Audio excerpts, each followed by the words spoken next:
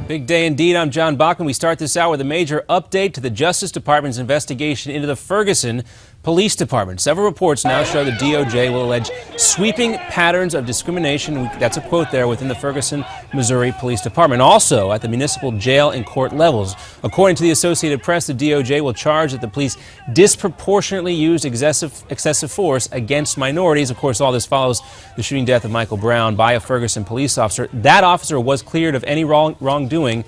Federal law enforcement officials say the report could be released as soon as tomorrow. Now, in the past hour, President Obama has offered his first remarks on the Israeli Prime Minister's speech. While the president says he did not watch the speech, he said he did read the transcript, and Prime Minister Benjamin Netanyahu did not offer any viable alternatives to a nuclear deal with Iran, which the president says does not exist yet. Israeli Prime Minister Netanyahu did compare Iran to the terror group ISIS today during a speech to Congress in Washington, D.C.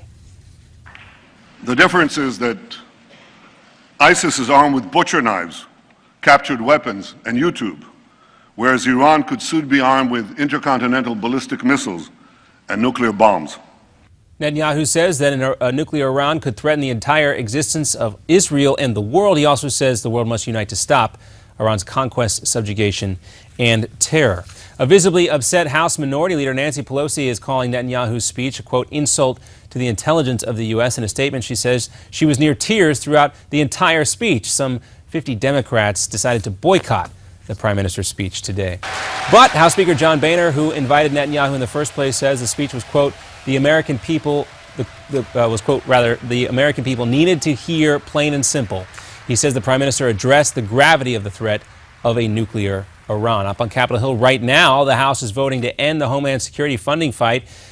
Speaker Boehner finally cleared the way for a vote on a new measure which does not have those riders that would have rolled back President Obama's executive orders on immigration. The move is angering conservatives. They tried to stop this not too long ago without success. Money for Homeland Security is scheduled to run out at midnight on Friday again this week, but doesn't look like it'll come to that. The New York Times is reporting that for 4 years, while she served as the Secretary of State, Hillary Clinton never used an official government email account. Instead, she used her private personal account. It's raising questions about security and record keeping and transparency. Clinton recently handed over thousands of pages of emails from the account.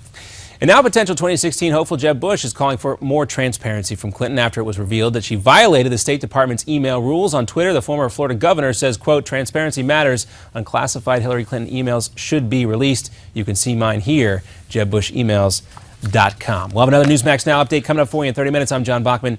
Now we'll send it up to New York for the Steve Malzberg Show.